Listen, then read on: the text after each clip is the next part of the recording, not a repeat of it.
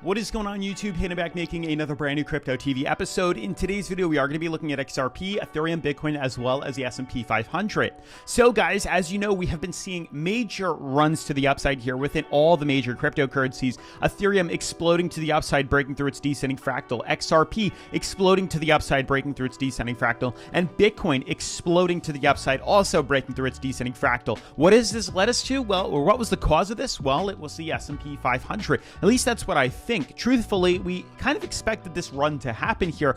We've been timing it for quite some time. It took a little bit longer than we had originally thought, but in no means did I think we would continue this dump to the downside here. As you guys know, for a while now, we've been tracking the S&P, and as you know, the S&P is much slower. It's closed today and it's closed tomorrow, but a couple of weeks ago, we are actually retesting major resistance here, major price ceiling, as well as becoming overbought on the relative strength indicators, pretty much confirming that a correction is necessary in order for us to continue to head up higher. So we anticipated a dump to the downside here. We figured we'd kind of come around this moving average here, maybe head to the bottom, but in this level, and then we'd reverse up. This was a conservative and also my biased opinion here, but unfortunately we didn't. We actually fell a little bit lower, becoming just near oversold, and here's the reversal as expected. Now this is, if we obviously broke through this, we'd go to the next support, which is right here, which can clearly be or you can clearly see why we've had major price floors. It's acted as a support, it's acted as major resistance, it's acted as support again. We can even go earlier in here where we've had the same problems and supports and resistances there.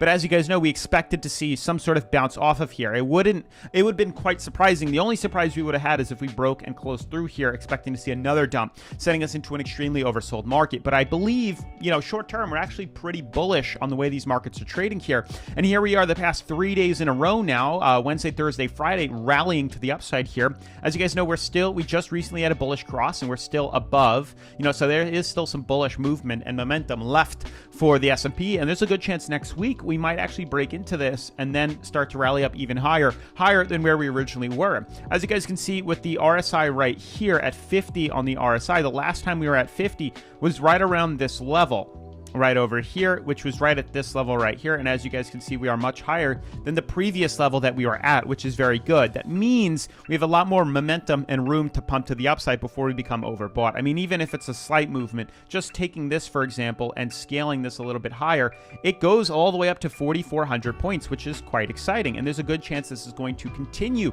into, I'd say maybe October here. We have the rest of September to really see how much farther we're going to move to. Now, it's not just S&P. I do want to talk about these other cryptocurrencies here, but with all that being said, guys, definitely make sure to smash the like button, turn on post notifications, subscribe, and let's dive into today's episode. So guys, super quick before we dive into today's video, as you know, I do have two channels here. I have the one you're currently watching, my crypto channel, as well as a finance channel that you guys can see I have on the screen. We dropped a video 4 days ago. It's doing extremely well, and I do have another one coming this Monday, so stay tuned for that. It's dropping Monday, 6 a.m. Eastern Standard Time, so definitely make sure to stick around. Make sure to sub to the channel here. We're about to hit 1,000 subscribers, and as you guys can see, we're doing pretty well with the views, so we definitely are onto something, and I do appreciate all those who have been standing by my side watching these videos when I do post them. But more importantly, diving into the technical analysis for today's video. As you guys can see, top 10 cryptocurrencies don't look too bad. We're actually starting to consolidate back to the upside here after seeing a pretty substantial rally, a rally up. You can see the major wicks and curves that we do have as prices are starting to regain some support and bounce off that bottom support level back to the upside here. As you guys know, we've been tracking this data for quite some time. So if I just go to my channel, you can clearly see that we've been watching patiently over and over again, filling in the gap here on symmetrical triangles, on, the corrections to the downside, the bottom of these descending fractals here for the break to the upside here. And, just 2 days ago, we said we were very close to seeing the rally to the upside, which is exactly what happened, and we started to see the run, which is very exciting, and we were actually able to make tons of profit and trades on our Patreon, which is super exciting here. But now, where do we go? Well, truthfully, I believe this run is not over. This is just the beginning. You can see when we had this major ascending fractal here, we broke bearish at quite a long drop. So to just start to consolidate up from where we currently are, we're only about halfway, and I do believe we might be able to actually retest 37 cents, if not go all the way up to 40 cents on XRP. So these trades are still open. We've moved our stop losses up, obviously, to lock in some profits. You can do this on your favorite exchange, whichever one you please here. And we've been moving our our stop loss up to lock in these profits, hoping that we can head up a little bit higher to a target of about 39 cents, and that's specifically with XRP. When you move forward, there are some other cryptos that are doing the same thing. Ethereum has now now managed to move up to its major resistance here. It's moving average. I don't know how much higher it's going to go. This purple band is a big indicator of resistance for Ethereum here. And honestly, I hope we break through it, but I don't know if it's going to happen. I didn't mean to click the 4-hour. Looking on the weekly, you can see kind of this descending fractal, a much bigger one that we've been playing around with here. And you can see we've gotten rejected off this numerous times now in the stair-stepping pattern here. And the goal, the hope, is that we can break through this resistance. If we manage to break through this resistance, we can then start to scale up even higher. And there's a good chance we'll see a pretty substantial rally to the upside in the future. We just have to kind of be patient and wait as we're getting very close to retest this, and hopefully we'll get our decision and our answer very, very, very soon. So you just have to be patient and wait to see what exactly happens on the long term. Short term, we have to see how we react to this too, because it's right here. We're getting very close to seeing how this reacts. Now, it's not just Ethereum seeing these rallies to the upside here. We're also looking at Bitcoin, which is also in a similar situation as Ethereum is. You can see when I extend our reach up, we do have also a massive descending fractal here on Bitcoin, where we've kind of teeter-tottered, bounced off top resistance, bottom support, so on and so forth. What we're waiting for is the weekly charts. We're very low. Sorry, we're right here, very low on the RSI, so there's plenty of room to do this. We're looking to break through resistance at about 23.5K, you know, 23,500. We can break through that. There's a very good chance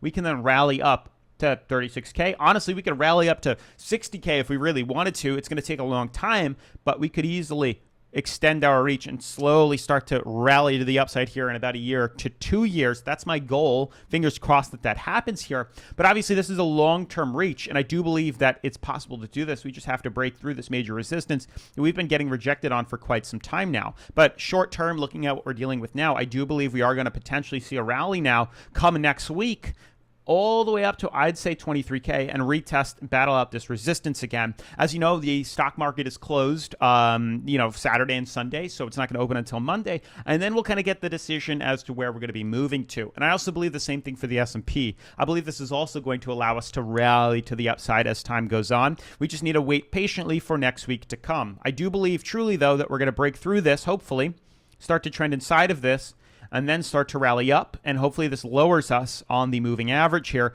on the RSI here, and then lets us pump to the upside. That's truly what I expect to see happen here. Next week is extremely important. 3 days from now, we have, I believe it's Tuesday.